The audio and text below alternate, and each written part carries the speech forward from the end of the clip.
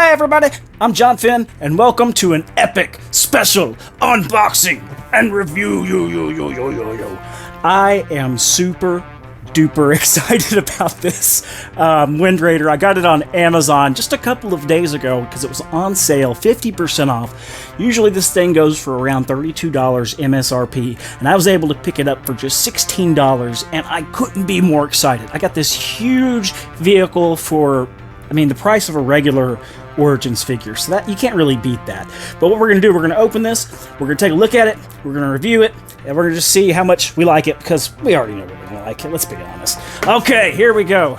I did undo some of the tape beforehand, and thankfully the tape does come off very cleanly, so you can keep your box fairly intact. Little warning though, they did bend this part. That's kind of a thing that's been happening with the Origins figures in general, so just keep that in mind. If you're a mock collector, you might want to try and find this at retail, because the box will almost definitely be damaged when you get it in the mail. And I don't think that's necessarily an issue with Amazon, just a kind of part of the handling process when this is in a box. If you don't pack it just right, it's going to jostle. And these things are meant for kids. They're not collector's items, so they're not going to take extra special care unless you get it from like Big Bad Toy Store or something like that. But anyway, so let's take a look at this art here on the back. You can see we got Man-at-Arms, we've got the old school Tila here, we've got He-Man, Beast-Man. I don't know who this frog guy is. I really want to know who this guy is. I have no idea. He's fighting Zodak, which you can see right over here, and on one of the sides, he's on there as well. So you can see Zodak here. He's shooting his laser at this guy. Who is this guy? Do you guys know? If so, leave me a comment to let me know, because I'd really like to know. And who's this frog guy as well? Because he looks pretty cool, and I want him in my collection.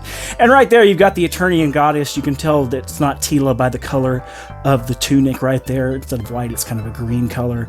And of course, she's wearing the snake armor, which Tila didn't wear except in her debut figure. There's this cool kind of gloss matte finish here on the back, where almost everything has this really kind of matte finish, except for the Wind Raider itself. It kind of sticks out and is extra vivid. I really like that. I just think that's cool. But anyway, let's open this bad boy up and take a look at it.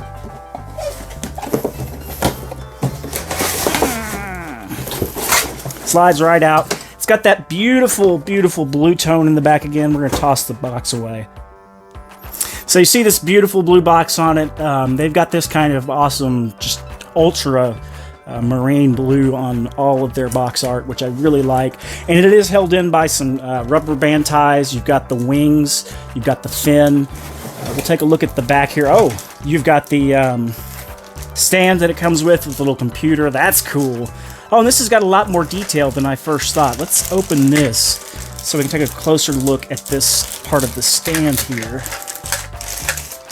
So you got this cool little computer decal thing that looks all just sweet and 80s-rific. We take a look at the stand itself, and you got some nice sculpting detail with the skull and the wings on the shield there. I like that a lot. That's just a really nice touch. And of course, the rock matches with Castle Grayskull, so you can mix it in with your playset. It also matches the base that comes with the Battle Cat in the Battlefield Origins pack, or Battlefield Warriors, excuse me, as well as the base that's going to be coming with Stridor next year, or if you live in Malaysia or South America, or if you're willing to pay an extra buck, this year.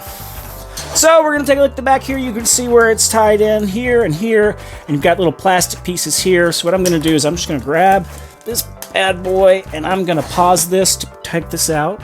Quick note on these tabs, the way they come out is you just twist it around, and it pops right out of the bottom. Otherwise, it might tear the vehicle itself. So we'll go ahead and just keep things rolling now. And this is tied in again with a rubber band in a couple of places. Get that off. I hate these things. I hate them more than the old plastic ties that used to tie in toys, and still do sometimes, even in this line you've seen on the feet, because they break easier and they don't hurt as bad, and they're much easier to kind of get rid of and stuff. Okay, so you've got the tow winch here, and we can turn this, and it draws it right up. Pretty cool. And you can just dock it right in here, boom, and it locks in place, and you're good to go. To shoot it out, you've got a button on the side here, and you can just, boom, shoots out, winch it right back up. So I like that. That's a cool feature. That is so throwback for all the stuff when I was a kid. Every toy had that kind of feature on it. And while I don't like that kind of feature in action figures, I love it in vehicles. It's cool. It gives the vehicle an extra oomph. And the vehicle is much easier to use the action feature on, whereas a toy, you got to hold it with both hands and do all this crap. I never liked that. All right, so now I'm going to take out the wings and the back fin. Okay, so we got out the wings and the back fin, and they're much more sturdy than I expected them to be. Like, they're not flimsy at all. They're very stiff plastic, which I like, so it made them a lot easier to get out of the package without being scared that I was going to break it. And it looks like this bad boy is going to pop on the back. So we're just going to pop this thing on. Boom. Perfect. And you see, it goes back and forth for your turning there. Let's take off the rest of this rubber band here. Of course, you got the wheels on the bottom so it can roll on its own. And the wings look like they just, yeah, they're the same on both sides. So they just pop into these joints. Boom. Look at that. That is a thing of beauty.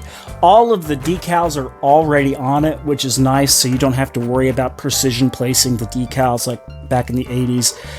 I found some decal sheets when I was cleaning out this house I'm living in now from like G.I. Joe toys that I'd never put on the vehicles just because I was terrible at putting on decals when I was a kid. I've gotten a little bit better. You can see on my Castle Grayskull up here, the decals are pretty awesome, I gotta say. But you don't have to do that with this toy, and I'm really grateful for that. So I'm going to push this back real quick just so we can see how we can put this stand together. And it looks like this is just going to go right here.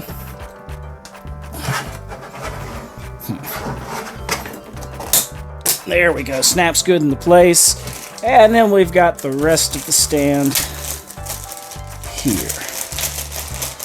So you've got your clear plastic thing so it can look like it's flying, and that's just going to set right down in this piece pretty easily. Doesn't look like it's going to snap. I'm not sure. There we go. I put it in backwards. And then we look at this. It just kind of goes. You've got a little notch here and a notch here. And so you can just plop that down right there.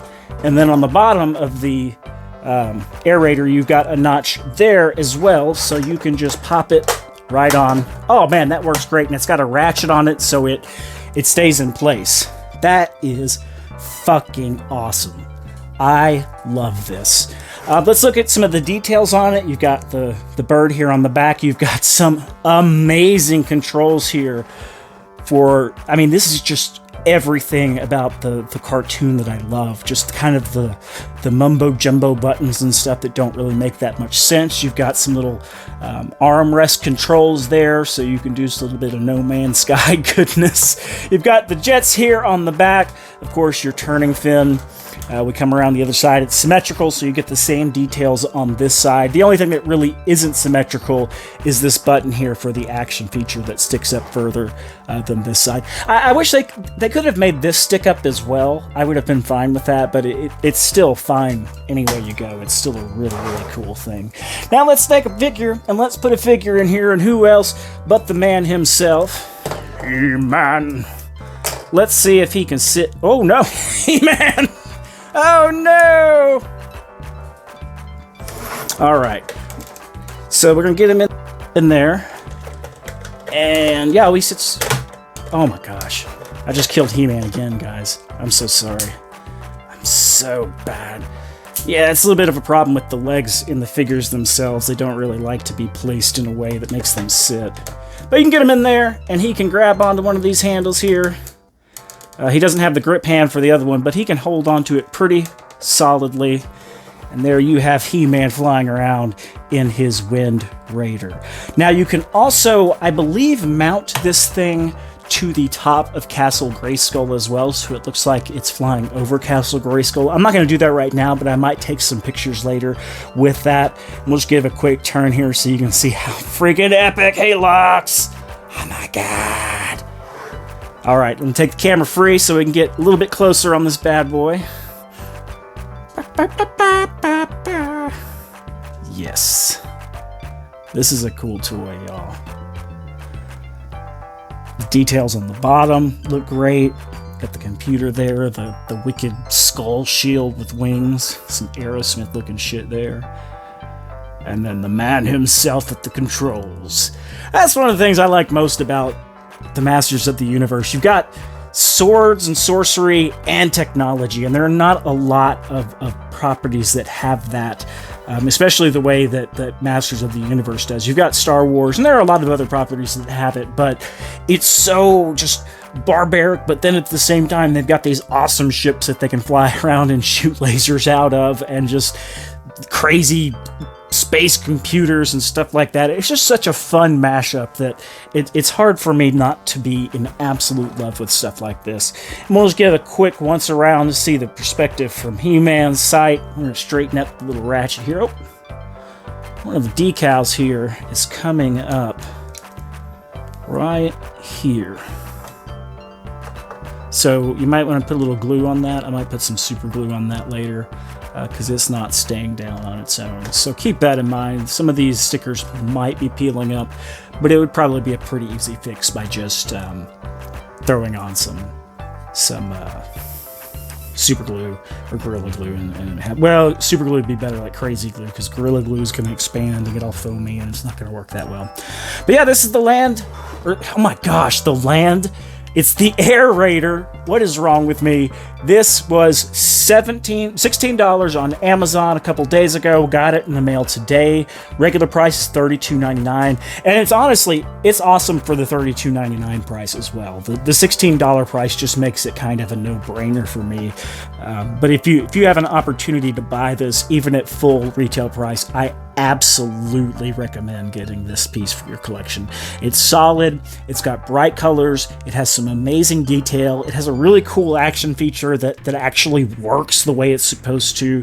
It's got a lot of detail. You can twist the wings, you can do the fin, you can just have all kinds of crazy fun with this. So absolutely 100% get this if you're into MotU Origins. It's a must-have. Well, I hope you enjoyed this review and unboxing. I hope it gave you an idea as to whether or not this is something you want to add to your collection. And remember, keep collecting the way you want to collect, whether that's keeping your figures and toys mock and package, or opening them up for display or for play. It's really up to you, and don't let anybody else tell you anything otherwise. Until next time, John Finn,